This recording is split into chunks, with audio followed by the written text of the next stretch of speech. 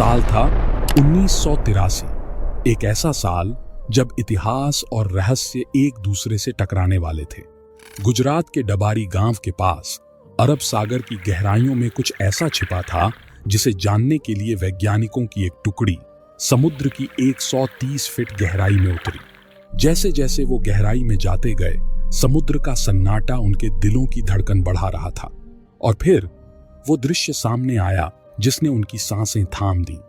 वे बिना एक पल गंवाए तेजी से ऊपर लौटे। पानी से बाहर आते ही घबराए हुए हाथों से उन्होंने अपने अधिकारी को फोन मिलाया। फोन की घंटी कुछ देर तक बजती रही और फिर उधर से एक धीमी आवाज आई, लेकिन उस आवाज का जवाब देने के लिए उनके पास शब्द नहीं थे। घबराहट में कांपते हुए उस वैज्ञानिक ने जो कुछ देखा था वो बयान करना शुरू किया। हर शब्द उनके मुंह से ऐसे निकल रहा था जैसे वो खुद उस दृश्य को फिर से देख रहे हों।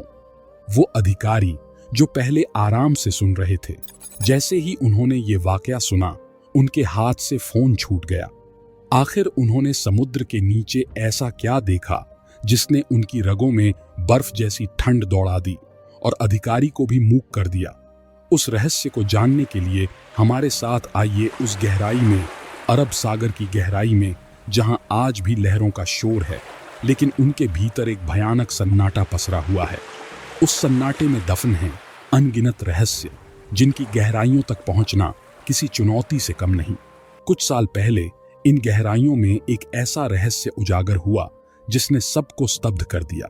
वहां समुद्र के नीचे एक नगरी की परछाई नजर आई, लेकिन ये कोई साधारण नगरी नहीं थी। ये एक भव्य नगरी थी, इतनी खूबसूरत, इतनी विशाल कि जिसने भी इसे देखा उसका दिल वहीं थम गया। ऊंची दीवारें, विशाल गेट, जिन पर की गई नक्काशी एक अलग ही कहानी बयां कर रही थी। सड़कें, महल और एक पूरा शहर, ऐसा शहर जो आज के किसी भी शहर को चुनौती दे सकता था। वैज्ञानिकों के दिलों में सवाल उमड़ने लगे, ये नगरी यहां कैसे पहुंची? ये कितनी पुरानी है? इन सवालों का जवाब पाने के लिए उन्होंने वहां से पत्थरों के सैंपल लिए। जब इनकी कार्बन डेटिंग की गई तो जो सच सामने आया उसने सबके पैरों तले जमीन खींच ली। वो पत्थर महाभारत काल के निकले और तभी एक और रहस्य से पर्दा उठा। ये वही नगरी थी जिसका जिक्र महाभारत में किया गया है, श्री कृष्ण की नगरी द्वारका, जिसे भगवान श्री कृष्ण ने समुद्र किनारे बसाया था। अब आप सोच रहे होंगे, हमें कैसे पता चलेगा कि यही असली द्वारका है? इसका क्या सबूत है? तो आज इन सारे सवालों के जवाब हम आपको इस वीडियो के माध्यम से बताने का प्रयास करेंगे। वीडियो शुरू करने से पहले एक छोटा सा निवेदन है कि कमेंट में जय श्री कृष्णा अवश्य लिखें। द्वारका, जो आज गुजरात के जामनगर जिले में अरब सागर के किनारे एक छोटा सा शहर है, जिसे भगवान विष्णु के 4 धामों में से एक माना जाता है, जहां हजारों कृष्ण भक्त हर साल दर्शन के लिए आते हैं। अगर वही द्वारका है तो फिर ये रहस्यमयी नगरी क्या है? श्रीमद् भागवत पुराण के 10वें अध्याय में एक अद्भुत कथा छिपी है। कहते हैं, जब भगवान श्री कृष्ण ने कंस का वध किया तो मथुरा में फिर से शांति लौट आई, लेकिन कंस की मौत का प्रतिशोध लेने के लिए उसके ससुर जरासंध ने मथुरा पर आक्रमण कर दिया। एक बार नहीं, 2 बार नहीं, बल्कि पूरे 17 बार। इन निरंतर युद्धों से मथुरा की प्रजा त्रस्त हो गई और भगवान श्री कृष्ण को भी इस बात से असीम दुख हुआ। तभी उन्होंने एक निर्णय लिया, एक ऐसा निर्णय जो इतिहास के पन्नों में अमर हो गया। कृष्ण ने अपनी प्रजा की रक्षा के लिए मथुरा से दूर जाने का फैसला किया। 1200 किलोमीटर की दूरी तय करके वो अरब सागर के तट पर पहुंचे और समुद्र के ऊपर एक नगरी बसाने का आदेश दिया। लेकिन समुद्र देवता की मर्जी के बिना यह संभव नहीं था। कृष्ण ने समुद्र देव की पूजा की और प्रसन्न होकर समुद्र देव ने 12 योजन यानी करीब 153 किलोमीटर की भूमि प्रदान की। इस पवित्र भूमि पर भगवान विश्वकर्मा ने एक ऐसी नगरी का निर्माण किया जो आज की सबसे विकसित शहरों को भी मात दे सकती थी। ऊंची दीवारें, विशाल दरवाजे, बगीचे, तालाब और सोने के महलों से सजी वह नगरी द्वारका। कृष्ण का महल इस नगरी के बीचों बीच स्थित था, जो अपनी अलौकिक सुंदरता और वैभव के लिए प्रसिद्ध था। यादव वंश और पूरी प्रजा को यहां बसाने के बाद कृष्ण ने मथुरा लौटकर जरासंध से अंतिम युद्ध किया। जरासंध का वध करके वो अपने परिवार के साथ सुख शांति से रहने लगे। लेकिन जैसे कि कहते हैं, इस संसार में कुछ भी स्थायी नहीं है, सुख और दुख सब चक्र का हिस्सा है और भगवान कृष्ण भी इस चक्र से अछूते नहीं थे। कुछ समय पश्चात पांडवों और कौरवों के बीच महाभारत का युद्ध छिड़ा, जिसमें भगवान कृष्ण अर्जुन के सारथी बने। 18 दिनों के भीषण युद्ध के बाद जब पांडव विजयी हुए, तभी द्वारका के विनाश की शुरुआत हुई। महाभारत के अनुसार जब माता गंधारी ने अपने 100 पुत्रों के शव देखे तो वो इस अपार दुख को सहन नहीं कर पाई। गंधारी ने भगवान कृष्ण को उनके पुत्रों की मृत्यु का दोषी ठहराते हुए श्राप दिया कि जैसे उसके वंश का नाश हुआ है, वैसे ही 36 साल बाद तुम्हारे वंश का भी विनाश होगा। कृष्ण को इस श्राप का पहले से ही आभास था और उन्होंने इसे आशीर्वाद की तरह स्वीकार कर लिया। लेकिन यह एक ऐसा श्राप था जो यादव वंश के विनाश का कारण बना। एक दिन द्वारका के निकट स्थित पवित्र स्थल पिंडारक में कई ज्ञानी ऋषि मुनि आए हुए थे। श्री कृष्ण के पुत्र सांब ने अपने दोस्तों के साथ मिलकर उन ऋषियों के साथ उपहास करने की योजना बनाई। सांब ने एक गर्भवती स्त्री का भेष बदला और ऋषियों के पास जाकर अपने होने वाले बच्चे के बारे में पूछा। ऋषि मुनि इस उपहास से क्रोधित हो गए और उन्होंने सांब को श्राप दिया कि वह एक लोहे के मूसल को जन्म देगा जो यादव वंश के विनाश का कारण बनेगा। श्राप का असर तुरंत हुआ। सांप के वस्त्रों से लोहे का मूसल प्रकट हुआ। जब श्री कृष्ण के नाना उग्रसेन को इस घटना की जानकारी मिली तो उन्होंने मूसल को टुकड़ों में तोड़कर समुद्र में फेंक दिया, यह सोचकर कि यादव वंश अब सुरक्षित है। लेकिन यह उनकी भूल थी। समुद्र में फेंके गए मूसल के टुकड़ों ने एक अजीबोगरीब रूप धारण कर लिया। एक मछली ने उस टुकड़े को निगल लिया और जब मछुआरों ने उस मछली को पकड़ा और उसका पेट चीरा तो मूसल का वही टुकड़ा पुनः बाहर आया। एक शिकारी ने इन टुकड़ों से जहरीले तीर बना लिए और इस प्रकार वह मूसल जो कई टुकड़ों में बिखर चुका था, एक बार फिर यादव वंश के विनाश का साधन बन गया। पर सवाल उठता है, कैसे एक श्राप और एक मूसल ने इस वैभवशाली नगरी और उसके वंश को पूरी तरह नष्ट कर दिया? क्या यह द्वारका वही नगरी है या सिर्फ एक छाया, एक माया जाल जो हमारे सामने बुन दिया गया? सत्य क्या है और उसे कैसे खोजा जाए? यह सब जानने के लिए हमें इतिहास की उन गहराइयों में उतरना होगा जहां साक्ष्य धुंधले हैं और सत्य रहस्यमय। दरअसल 36 साल बीत चुके थे और वो समय आ चुका था जब माता गांधारी का श्राप अपना भयंकर रूप लेने वाला था। पूरा यादव वंश धीरे धीरे अपने विनाश की ओर बढ़ रहा था।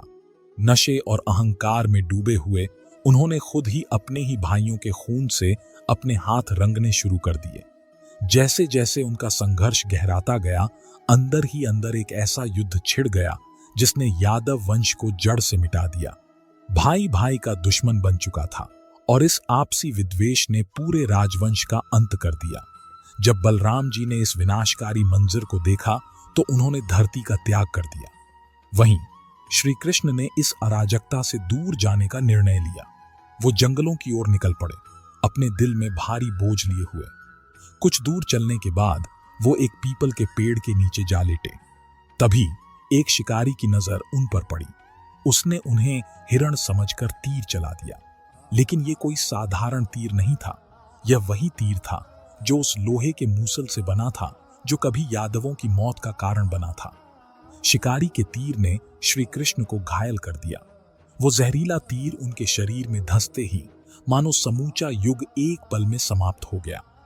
श्री कृष्ण का प्राणांत होते ही यादव वंश की आखिरी सांस भी थम गई।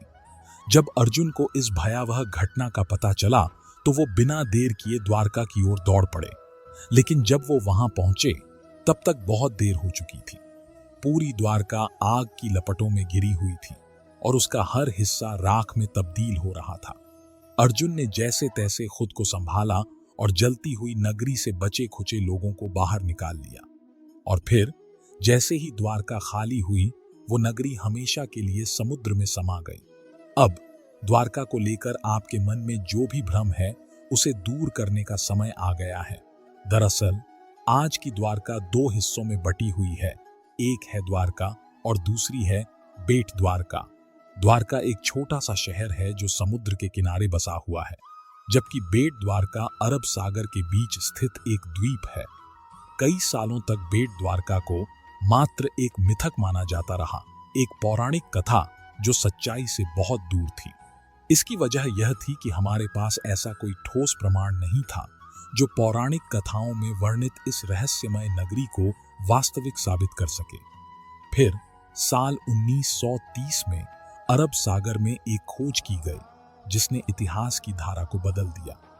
इस दौरान बेट द्वारका के कई अवशेष मिले जो एक छुपी हुई नगरी के संकेत थे।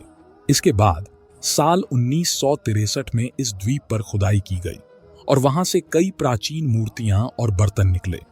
लेकिन खोज का सिलसिला यहीं खत्म नहीं हुआ। 1980 से साल 1990 के बीच वैज्ञानिक डॉक्टर SR राव और उनकी टीम ने इस मिशन को अंजाम देने का संकल्प लिया। कई दिनों की कठिन खोजबीन के बाद आखिरकार समुद्र की गहराइयों में एक अद्भुत नगरी के अवशेष मिले।